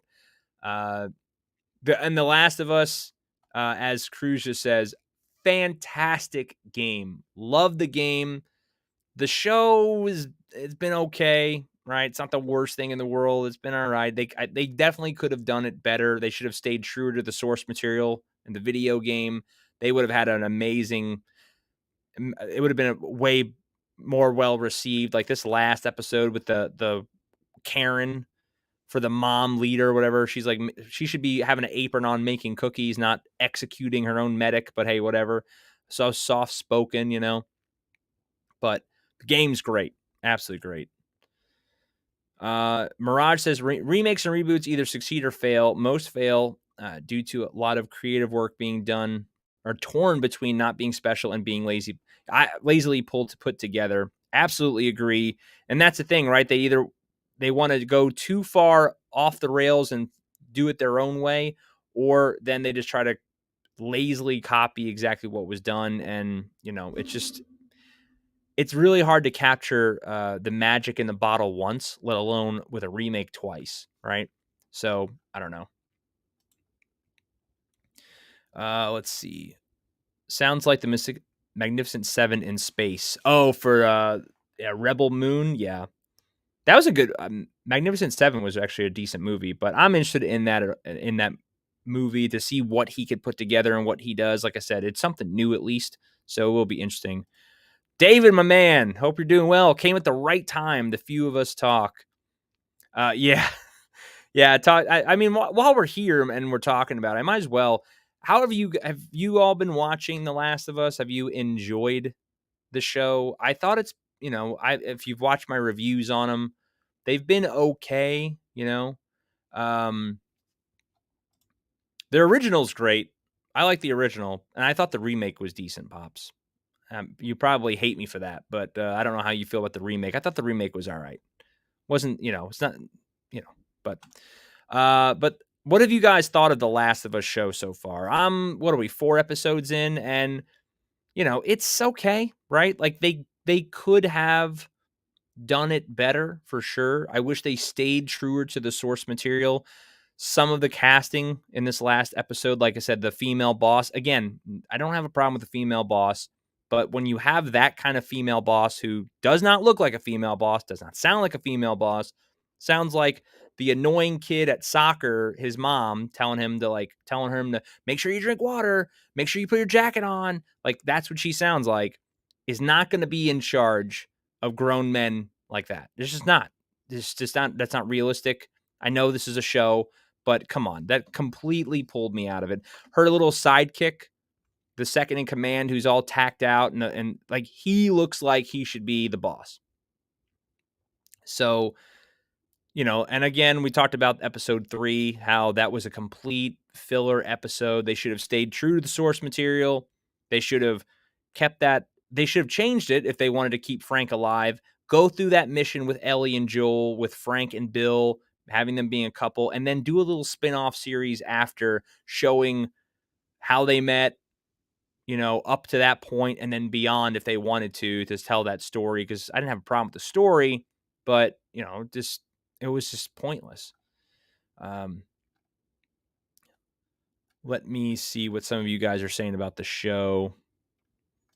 Pop says his review is coming out tomorrow, so check that out too. Pops, I have to catch up on your reviews because I haven't. I don't think I've been able to watch. I think maybe I watched the first one, but I got to follow up on those and see what you're feeling about it. And since I know you didn't play the game, so I'm interested to see what the perspective is. Someone who hasn't played the game, what they're thinking of it. So, no, I'm not enjoying the show. Episode 1 and 2. I agree. Episode 1 and 2, fantastic. 3, complete letdown. Just completely took me out of the show. And then this last one, it was very underwhelming. Like, yeah, I'm glad that we finally see Joel and Ellie kind of bonding in some form, but that's it. Them getting ambushed was weak. It was such a, like, compared to the video game, I know it can't be exact, right? But like, it was just very underwhelming. And then introduction, this other girl boss that just, I don't know. I have enjoyed it, but again, I've never played the game, so I have nothing compared to. Yeah, I think if you don't have a game to compare to, it makes sense. I recommend once you watch, if you don't want to play the game, once you watch the show, people have put all the cutscenes together from the game on YouTube. I recommend you checking it out because it walks you right through. They even show you some levels of the game because you have to go through some gameplay to understand what's going on. And it's like a movie anyway. So Corey says it's good, not great. The last episode was not bad. That woman wasn't in the game. Wish there was more infected. Yeah, that's another thing. We've seen like 2 clickers, right? And that's it. I mean, it's supposed to be they should be more relevant.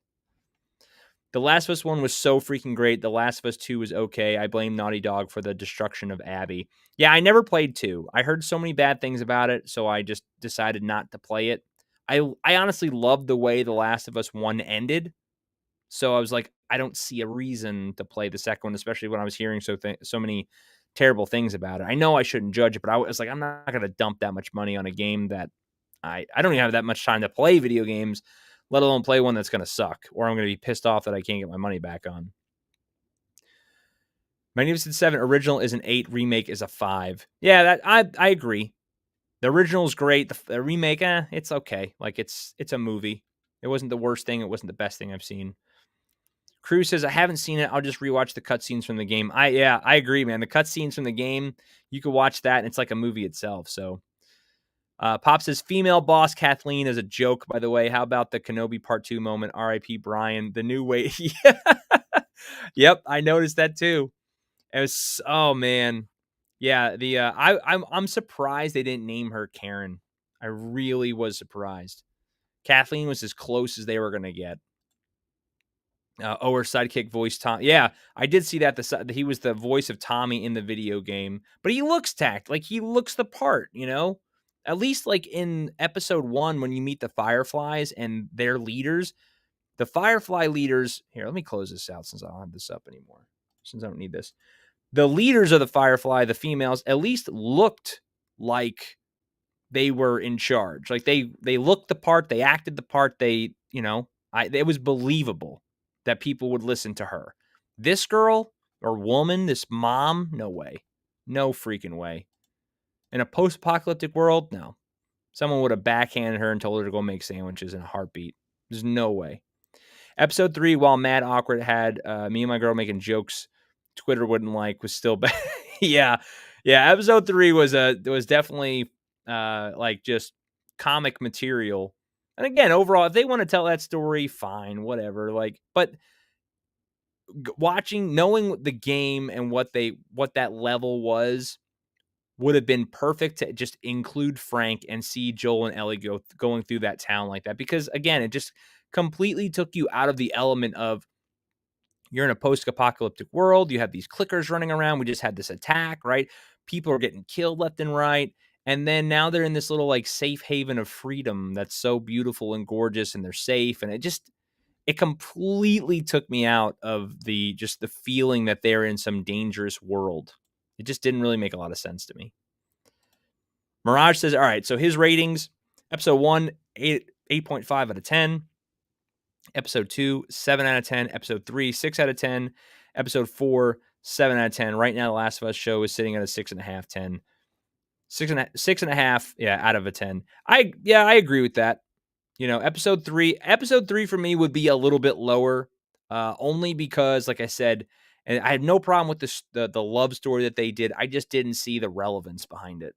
And I feel like Joel they're going to fall back to that letter that Bill left him to make him feel and care about Ellie, and Joel should do that on his own accord. He shouldn't need Bill's letter to remind him to care about Ellie. You know what I mean? So that's what I have a problem with, but it wasn't the worst thing in the world. That was a fair assessment. They're rushing so hard, 5 episodes left, and there's so much to cover. I agree too. Yeah, there's only 5 left, and they have a ton of stuff to get through. So they're going to cut a bunch of people out or things out and skip a lot of stuff. Where are the goddamn clickers? Where's the action? Episode 5 better have that bloater. It feels like that's gonna be the case. It's either gonna be 5, or that's where the a cliffhanger is, or it'll be in episode 6. But yeah, I agree. There's just not enough stuff going on. You got to have action. That's what that game was about. I know they talked about how they wanted to peel back the violence, but that game was full of violence. Joel had to get his hands dirty. He had to, bash people's head in with on a countertop and stuff. That's what that game was. Cajun says, David, I wish they split the season into 2, ended after Henry and Sam. I wish they would just done a little bit better and get more action involved. People capping for this show by saying it's not a zombie show. If you want zombies, then watch Walking Dead. Walking Dead with no zombies and a soccer mom cosplaying as an uplifted girl boss. Yeah, but that's the thing. It's not. There's still clickers were there. If you've played the video game, and I know we shouldn't be comparing to the video game, I guess, but I think we should because it's a video game adaptation. There should be more of a threat looming around. Those clickers and stuff were a major threat. And the fact that they're just willy-nilly walking around and there's no one there. Like, I don't know. It's very strange. David says, man, seeing Sam in that life is strange too. Ask. Yeah. She's Kathleen Kennedy ruining Star Wars. Oh, God. Cruz says, wasn't there a horror movie called Karen? Oh, yeah, there was. I heard about it. I heard about that movie. And dear God, that was... I didn't watch it, but I heard it's something. No Wade, a character with 2 minutes of screen time that Lucasfilm wanted us to feel bad about. I know. R.I.P. Wade, the man, the myth, and the legend.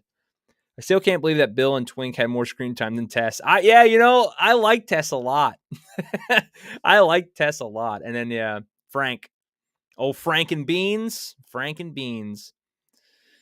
Pop says, yes, Mirage, that is the R.I.P. Wade joke, and The Last of Us did it with Brian. Yeah, good point. Good point. Hashtag justice for Wade. God, that'll never die. The Last of Us Part 2, Season 2 better be violent as heck. Need that itch of seeing Ellie pulling back the hammer. Yeah. Let's see. I mean, Ellie, they're going to make Ellie a badass, and I think she's going to save Joel a lot. In Bill's town, they had to go on the other side of the town. It was full of infected. Yeah, it wasn't just, like he had this oasis. There was still, hey, I only have this place corned off here. This is safe. This other area, though, it's out of my hands. And that's what made that level so cool. And Bill's character was actually a really good character in the game. The interaction with Ellie, I thought, a lot of people were laughing at the magazine she found in the truck.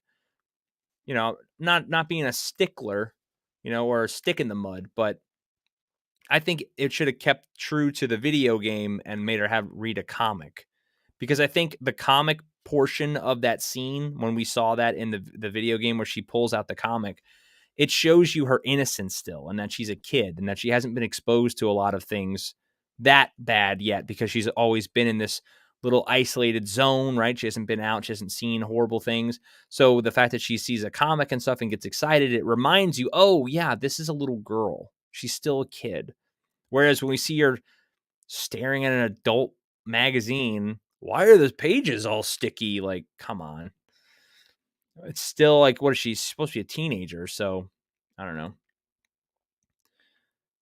Let's see. Mirage says Billstown would have been so badass for episode 3 exactly. If they had all of them involved, keep Frank in there, them battling through and, getting to like an argument, like, hey, I have to get to this other side of the town. And Bill's like, no, it's not going to happen. They argue, right? And then they work with him to get him through. They all survive. And Bill and Frank, just like the game, Bill says, now get the hell out of my town. And then Bill and Frank go back. And then after the season, they could have done a little mini series, a little maybe 3 episode, maybe an hour an episode each, or even a 2-part episode, and just did a little mini series on their story. That would have been great. But nope. Had to burn it all down in 1 episode. I wholeheartedly do not see how Bella Ramsey could become that Ellie. Heck, I didn't see her in part 1 with her using exact lines from the game. Yeah. Casting was a little weird for her, but on the second season for part 2, they need oh god, yeah, the golfer to get the golf swing. Yeah, I've not played the game, but I do understand what, I'm not spoiling it for anybody, but what happens to certain characters. And yes, going to top golf was not the right decision. David says, man, in the game, she seems like a kid, but in the show, she seems like she's a straight. I know that she's a much more adult in the game, or in this show. And I don't know. I just think that was the whole allure of, like, when you're protecting Ellie because you're playing as Joel, it's like, oh, well, she's a kid. She's innocent. I got to protect her. I got to do what I need to. Like, her life's in my hands. And they're kind of taking that away in the show a little bit. I mean, they still are, right? But, I don't know. Bill and Frank, A Last of Us Story, written by a common idiot. I would have loved that. Yeah, I mean, that would have been right there. Like, that would be cool.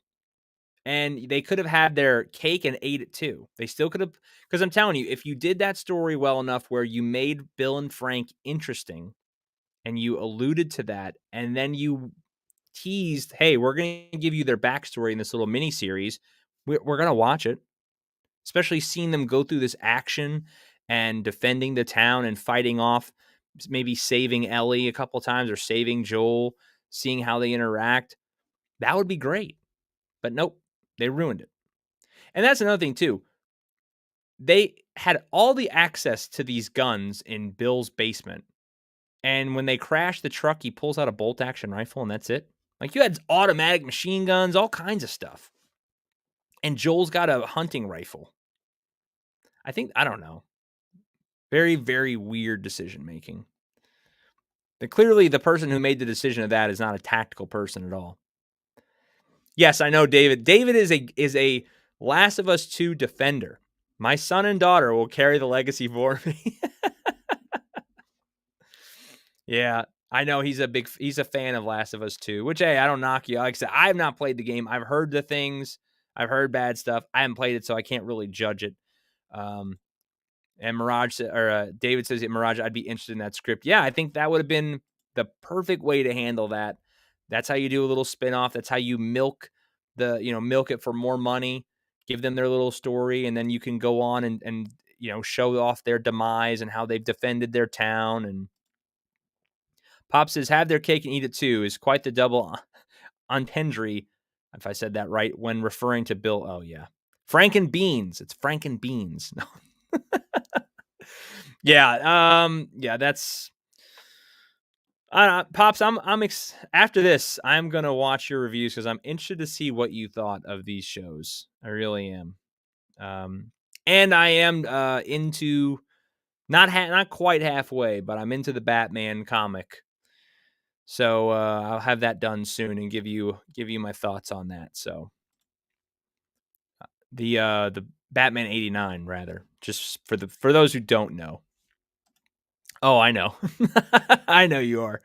Mirage says, dang, HBO and Naughty Dog are freaking losing out. Us fans have more passion than these companies that throw stuff together. We do that with all the time. Look at all the people that give all the ideas for Star Wars and all these other things. If they actually put fans in charge of stuff, things would they'd have really, really good stories capable of spitting out. But that's the problem, is that it's usually agenda over anything else. Because I believe one of the directors or showrunners, rather, of the Last of Us show said that they purposely try to trick the audience for this episode, which they didn't have to. It wasn't really necessary. So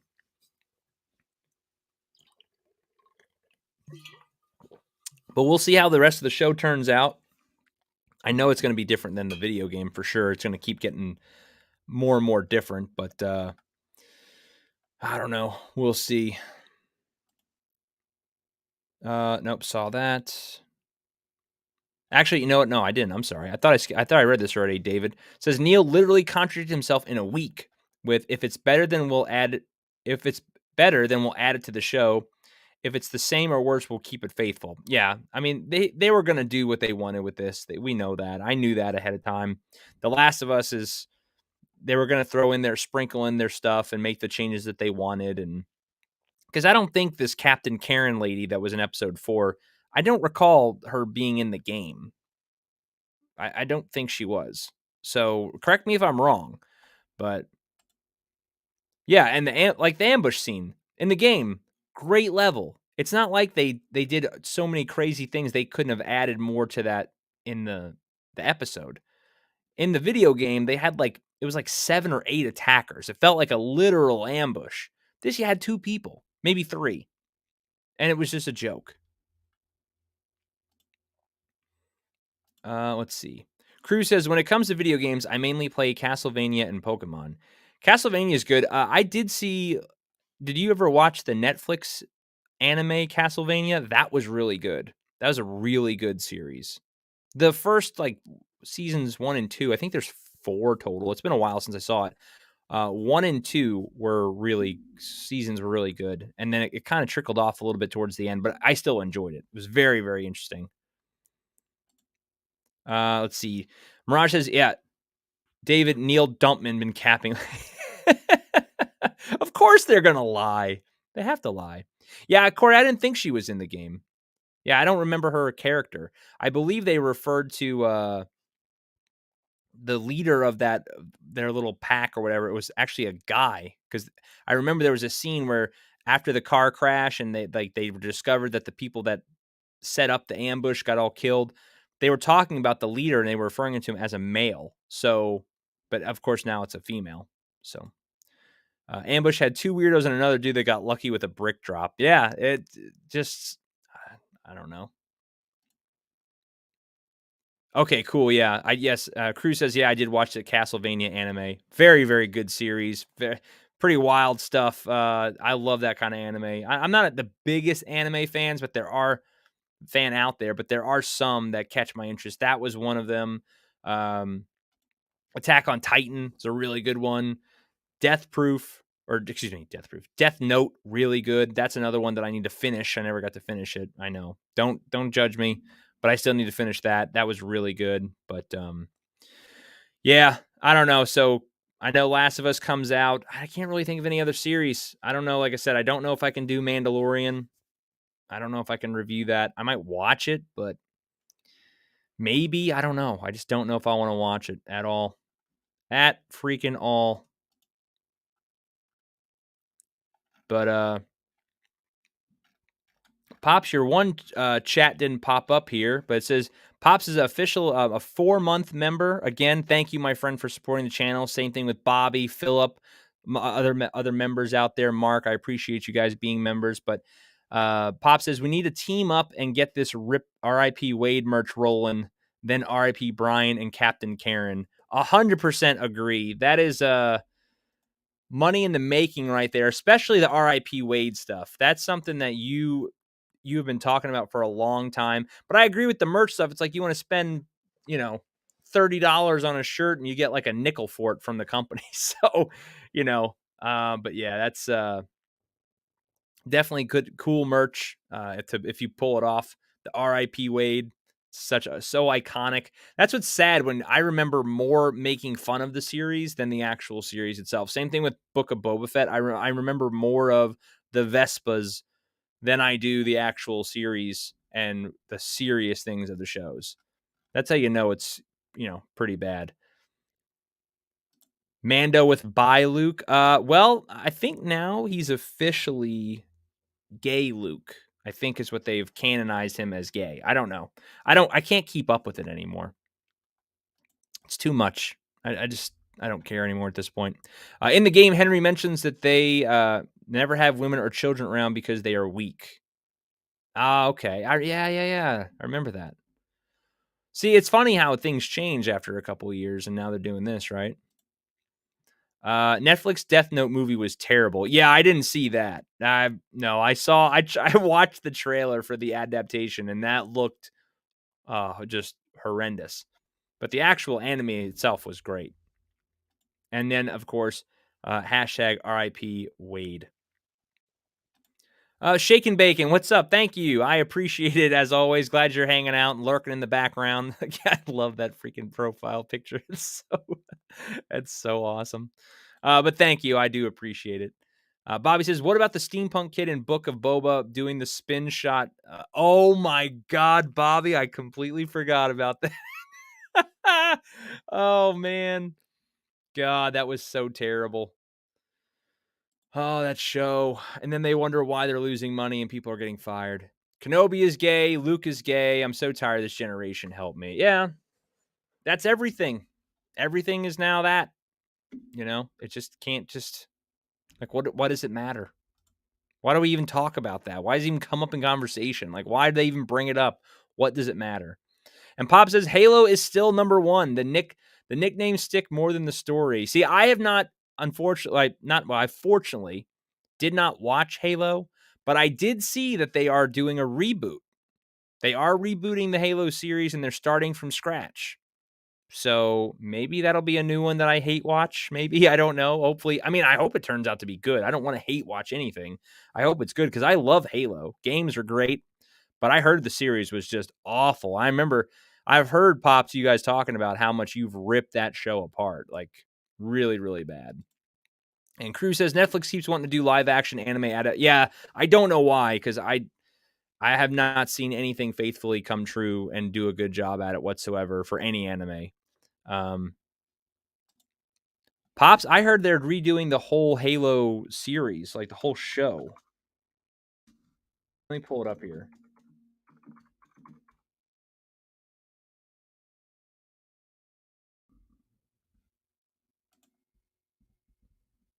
It says here, rumored Halo reboot could be the best thing for the series after Halo Infinite disasters. Rumors suggest that the once mighty Halo series is set for a complete reboot. Oh, is this about the video game? Oh, I thought they were talking about the show. Well, never mind. See, I thought that, so I apologize, guys. I thought they were talking about the show was getting a complete reboot, but maybe they're talking about the video game. Okay. Well, if that's the case, then you still have season 2 to look forward to. And I don't think that's going to be good. If so, RIP Miss Mullet. Yeah, I have not watched it. I don't know if you're gonna watch them or stream them or talk about them. If so, I will watch. I will watch season 1 to get caught up to watch it with you guys because I think that'll be that's one thing about She-Hulk that was enjoyable to laugh at.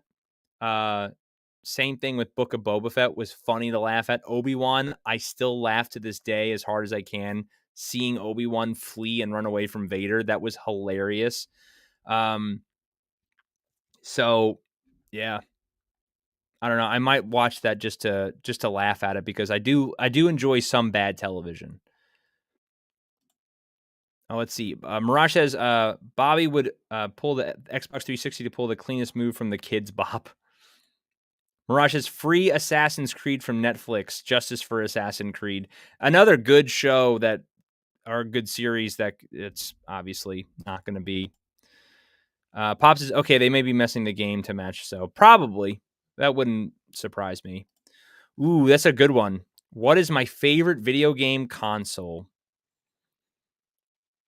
Oh, that's tough.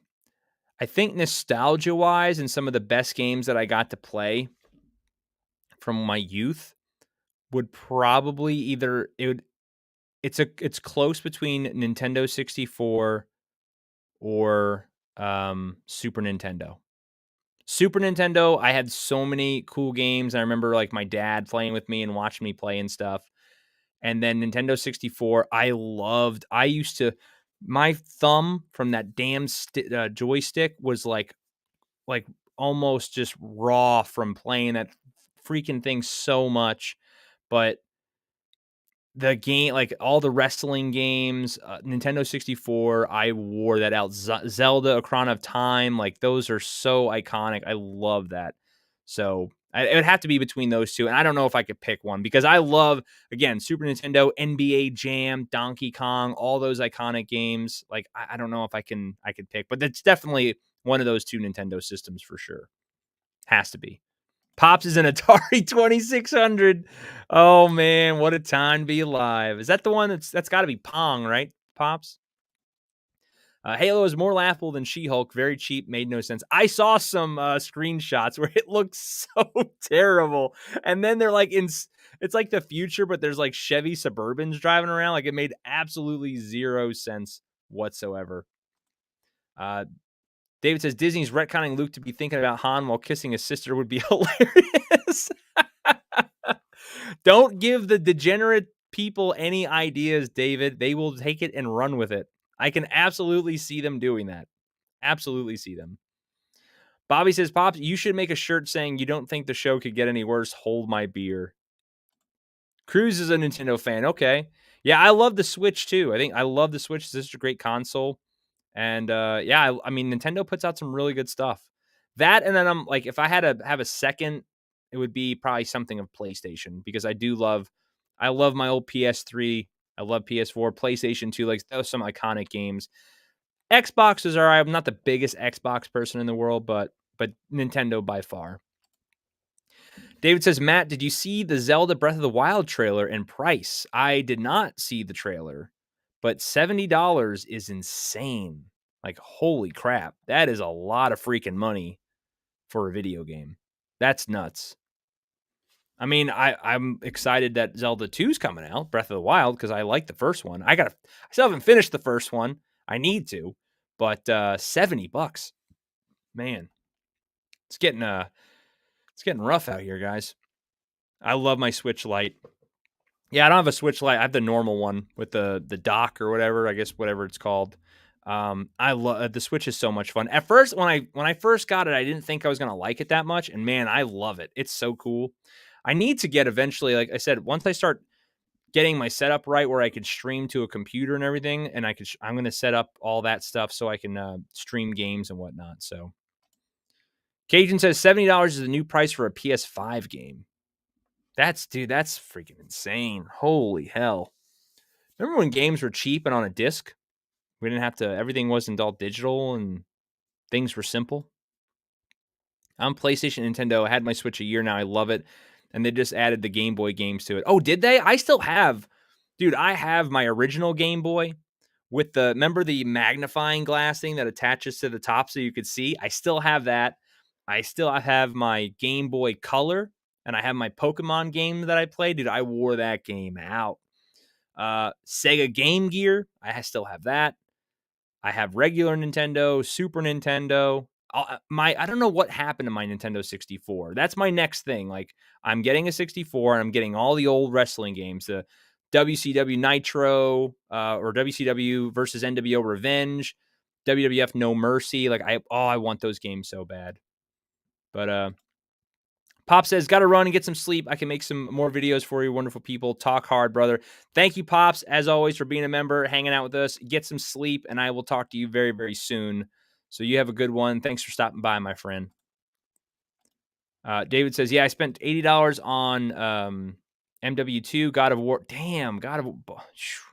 Yeah, I've heard God of War is really good. Hogwarts Legacy, obviously. And Modern Warfare 2, I only play the free version. I don't play the whole game. I play that on PS4.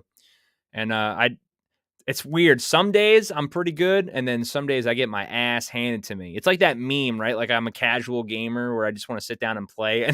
And then I'm playing with guys who play for like 15 hours straight. I'm like, oh my God, give me a break, guys. Just trying to have fun here. Sound like an old man. Scott Davis says, yeah, I have to be really picky about PS5 games. Yeah, I didn't think there was that many games out, but I don't know. I don't have one, so I haven't really looked into it, I guess. Corey says, I was playing Super Mario Land 2 earlier. Yeah, man, some of the old games, nothing freaking beats it. Nothing beats it at all. Shake and Bacon says, that's exactly why they're adding memberships to the systems now. Getting $10 to $20 a month is better than $70 at one time. Yeah, it's still a freaking ripoff. All that nonsense, though. Then, yeah, thankful God of War came with the PS5. Maybe yours. I don't think that came with everybody's. But let's see. Cajun says they have games for Game Boy and Game Boy Color, and you can adjust the screen based on the original Game Boy Pocket, or Color. Oh, okay. I love my Game Boy, man. That was so much fun. God, all that stuff takes me back to such a better time. It's such a better time than now. Nintendo added the worst, most worthless games to the Game Boy and Game Boy Advance for Switch. Also, still no Pokemon Stadium on 64. Or on the N64. That was a good game, Pokemon Stadium, for Nintendo 64. See, that's the thing. Like, at this point, I would rather just get the old damn consoles and play them then.